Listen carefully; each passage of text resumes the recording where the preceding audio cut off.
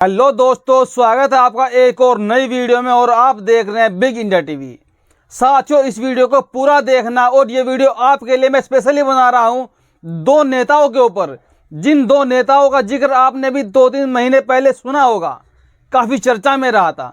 साथियों, हम बात करने वाले हैं केशव देव मौर्य, यानी कि जिनकी अपनी एक छोटी सी पार्टी है, जिनका अपना एक दल है, महान दल। और थोड़ी चर्चा करेंगे साथियों ओम प्रकाश राजभर को लेकर। आखिर बहन कुमारी मायावती इन लोगों के बारे में क्या सोचती है और क्या कुछ एक्शन बहन कुमारी मायावती ने इनके ऊपर लिया है। साथियों, आपको भले ही अच्छे से याद होगा कि अभी लगभग 2-3 महीने पहले, 4 महीने पहले महान दल ने अपना संपर्क अखिलेश यादव से तोड़कर बसपा की तरफ बनाया था। आप जानते हैं 2022 में सपा गठबंधन के साथ में महान दल था, ओम प्रकाश राजभर थे। लेकिन अखिलेश यादव के ऊपर गंभीर आरोप लगाने के बाद महान दल के नेता केशव देव मौर्य ने कहा था कि अखिलेश यादव जी ने हमारी शर्तें नहीं मांगी है, जितनी सीटें हमें देने का वादा किया था उतनी सीटें नहीं दी है, और इसीलिए हम समाजवादी पार्टी से खपा होकर अपना गठबंधन तोड़ रहे हैं। और फिर महान दल ने एक नारा दिया था कि महान दल ने ठाना है बसपा को जिताना है। आपने कई जगह दीवारों पर स्लोगन देखे होंगे कि जहां पर दीवारों पे साफ साफ चिपका दिया गया था, छाप दिया गया था कि महान दल ने ठाना है बसपा को जिताना है। और महान दल के नेता गली मोहल्लों में जाने लगे थे और वहां से लोगों को इकट्ठा करके छोटी छोटी नुक्कड़ सभाएं करने लगे थे और नारेबाजी के साथ कहलवाने लगे थे कि महान दल ने ठाना है और बसपा को जिताना है।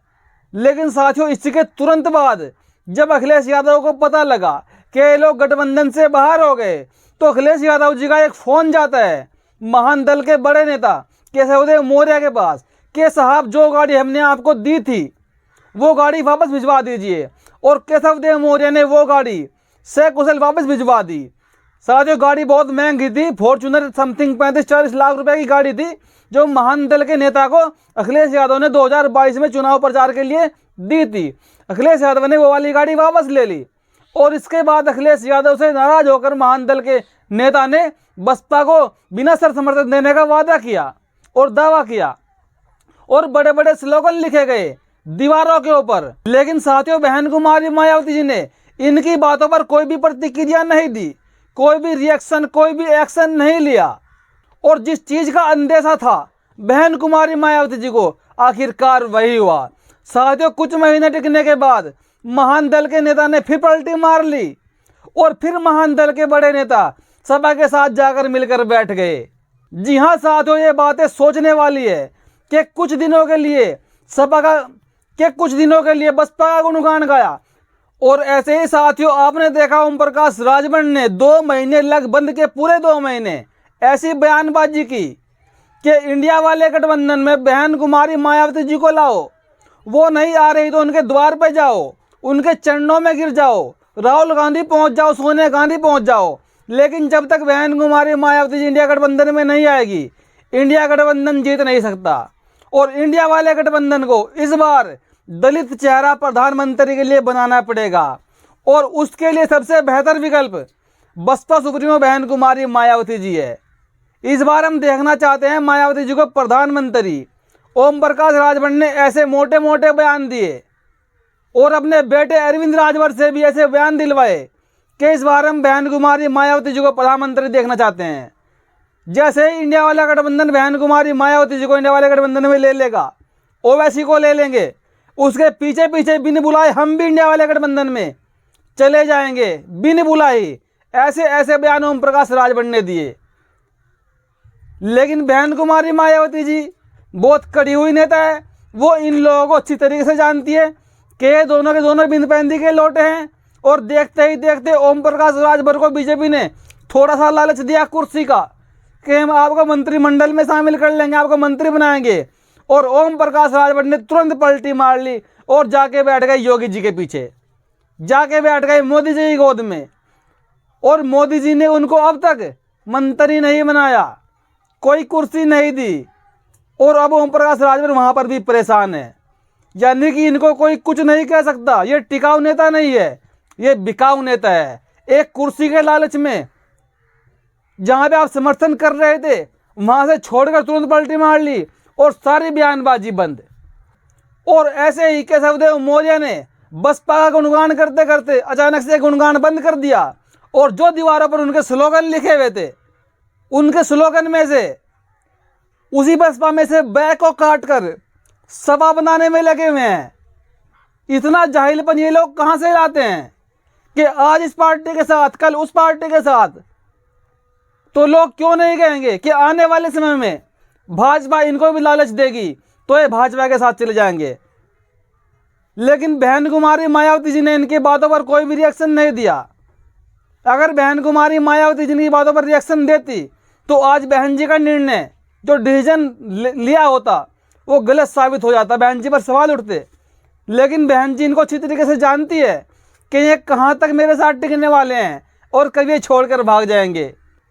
और इस पर एक ट्वीट आया है केशवदेव मौर्य का। उन्होंने क्या कुछ लिखा है कि मैंने समर्थन दिया, आपने नहीं लिया, एक हाथ से ताली नहीं बजती। जी हाँ साथियों, इसका इशारा साफ साफ बसपा प्रमुख बहन कुमारी मायावती जी के ऊपर है कि हमने आपको समर्थन दिया, नारेबाजी की, दीवारों पर स्लोगन लिखवाए, लेकिन आपने कोई रिएक्शन नहीं दिया, आपने समर्थन नहीं लिया, आपने हाथ नहीं बढ़ाया, तो हम ऐसे में कैसे टिकेंगे।